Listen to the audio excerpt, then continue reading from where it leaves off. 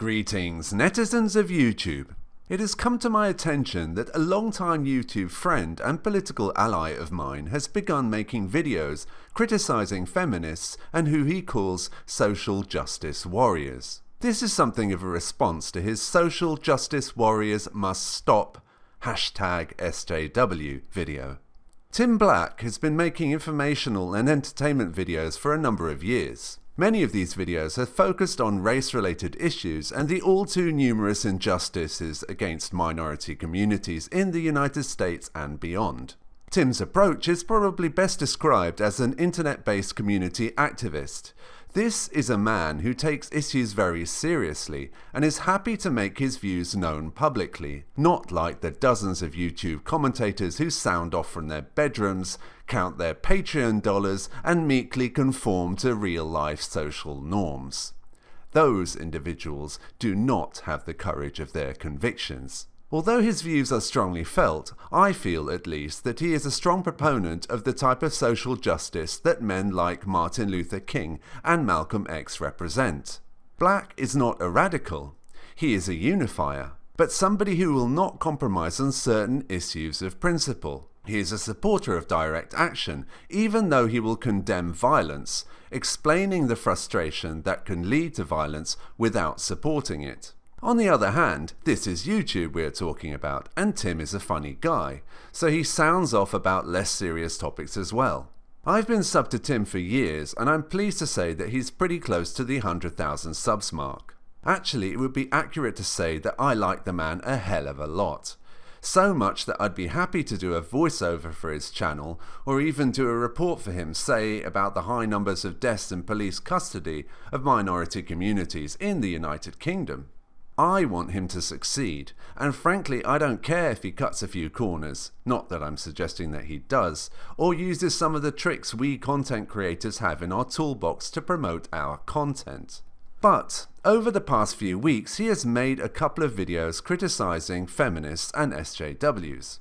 I may be wrong, but this is the first time I remember him making videos on these topics. For sure, he has criticized concepts such as political correctness in the context of free speech, or various individuals for the stupid things they say, and most of the time he gets it right in my opinion.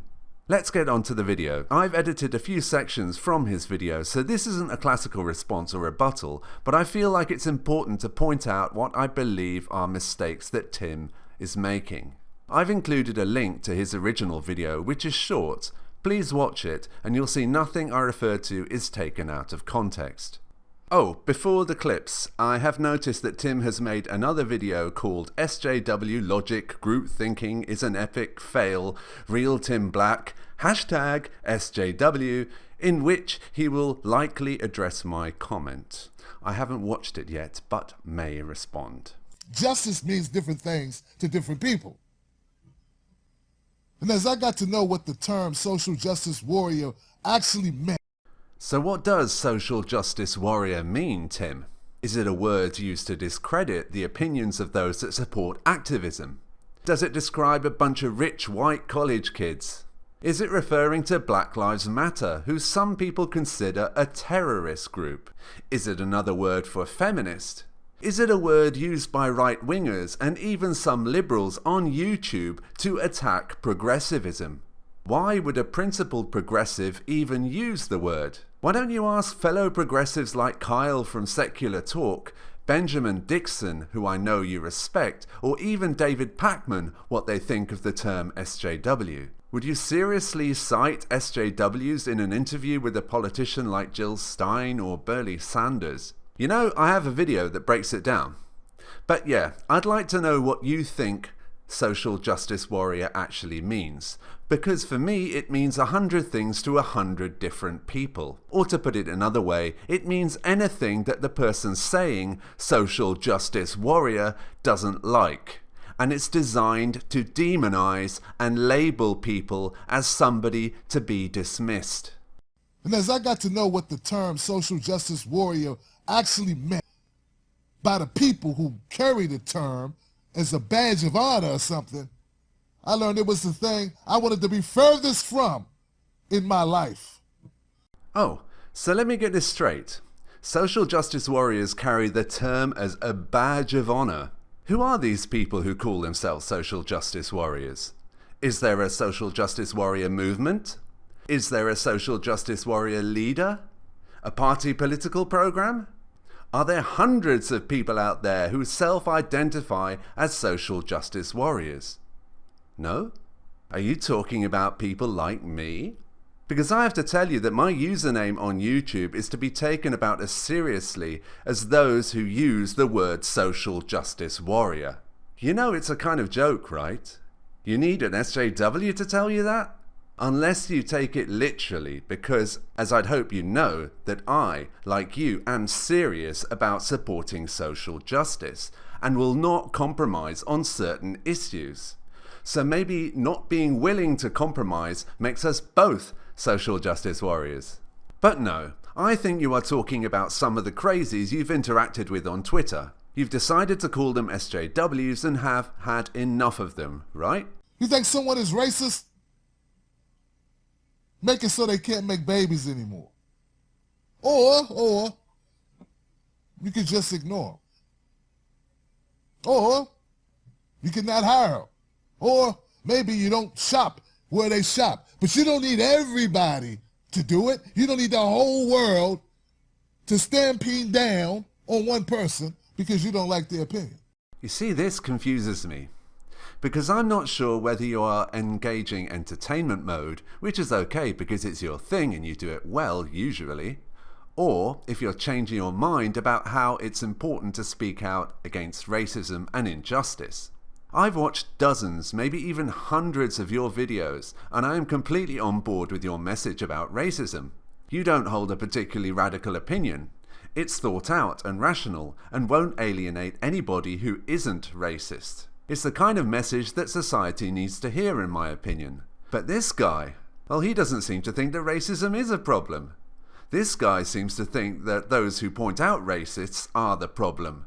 Or at least this guy thinks that making light of racism for entertainment purposes is kind of alright. And what if you're right? What if they are sexist or racist or just plain stupid? What is firing them going to do? Nothing. Now you got an out-of-work racist. What's he going to do? He's going to join the skinheads, right? I can't believe what I'm hearing right now. Yet in some cases it won't matter if somebody holds racist or sexist opinions. But in others?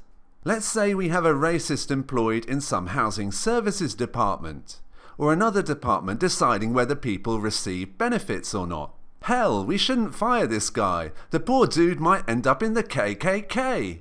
What does it matter if a cop is racist and is more likely to shoot some unarmed black dude because he looked at the cop the wrong way? I mean, that cop has got a family to feed. The poor racists are being persecuted. Tim Black, never did I think I'd see the day. You got an out-of-work sexist now.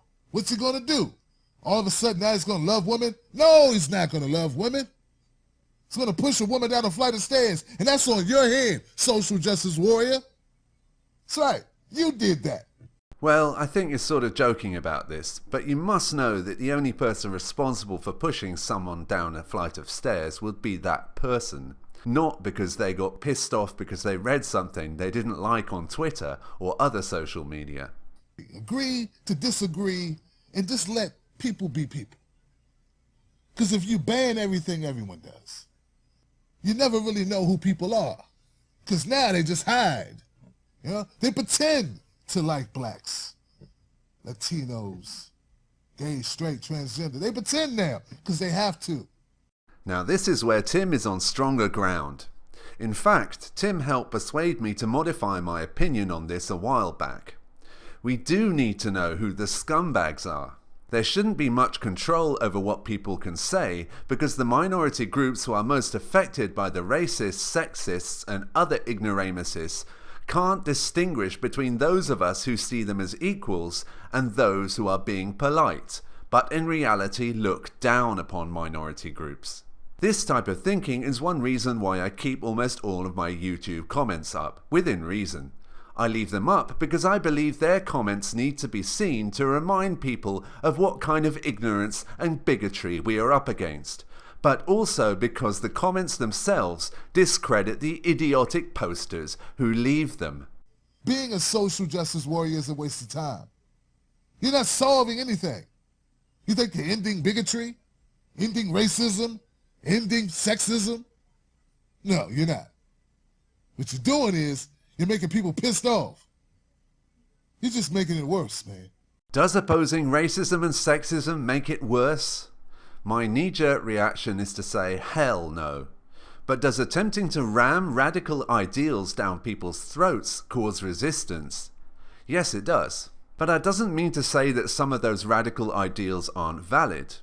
We can look back in history, whether it's before the time women had the right to vote or during slavery. It was very radical to support the rights of women and black people in that period and was likely to meet stiff resistance. But I know you weren't really talking about that. You're talking about how people get offended and can become reactionary after spending too much time on Twitter or YouTube. You know, the kind of people who talk about outrage culture whilst getting outraged. The kind of people who criticize others for not behaving like individuals, but describe those same individuals as belonging to groups. You know, SJWs? The kind of people who talk about the reaction to a societal problem and start to blame those reacting to a societal problem rather than holding those individuals responsible for creating the problem in the first place. Live and let live. Shop where you want to shop. Watch the shows you want to watch. Read the books you want to read. Listen to the comedians you want to listen to. And if someone says something you don't like, get up and you leave. And I'm with you on this to a great extent. I'm all about live and let live and all that good stuff. But if somebody says something I don't like, then I will exercise my right to respond in kind. And I think in a lot of cases you would too. It puzzles me because you are all about being active. You are all about taking a stand. Getting up and leaving. Would the real Tim Black please stand up? As you can imagine, a video with a title like this and a thumbnail of activists against racism would attract some individuals with right-leaning sympathies, and the comments section reflect that. In fact, come to think of it, what the hell is a thumbnail with anti-racist activists protesting in the streets got to do with social justice warriors? Is it an SJW thing to protest against racism now? But rather than focus on the fact that the Alex Jones, Milo crowd and other anti-feminist types have turned up to watch this video and comment on it, no, I don't usually bother to check on people's previous comments and who they have subbed to, but I was genuinely curious as to who these new commenters are, because they sure as hell aren't Tim Black's usual fan base. Putting my distaste aside, I was going to issue an apology in this video for overstepping the mark by suggesting that Tim was bandwagoning.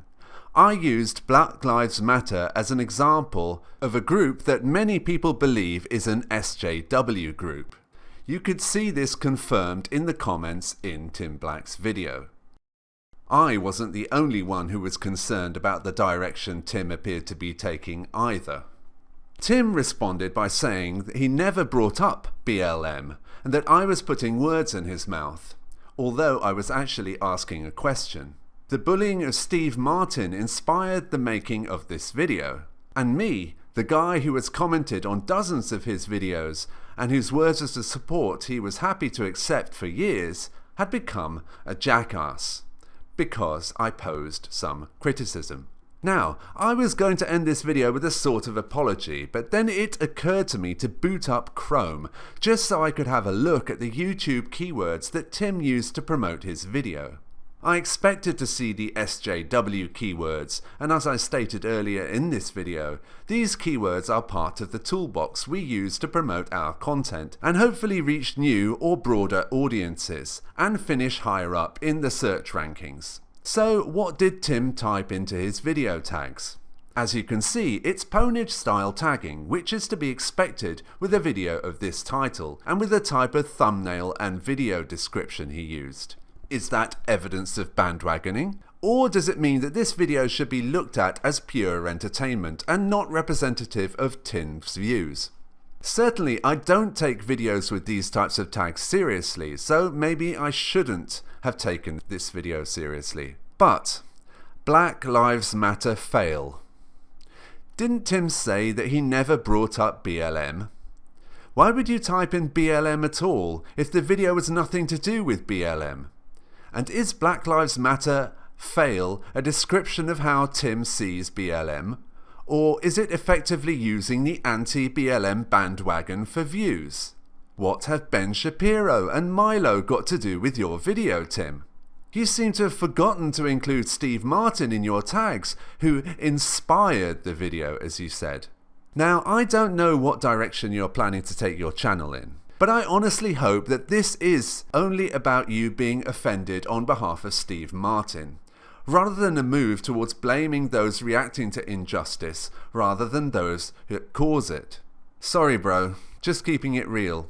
You took my praise over the years and I still stand by that, but I think you should react positively to constructive criticism too.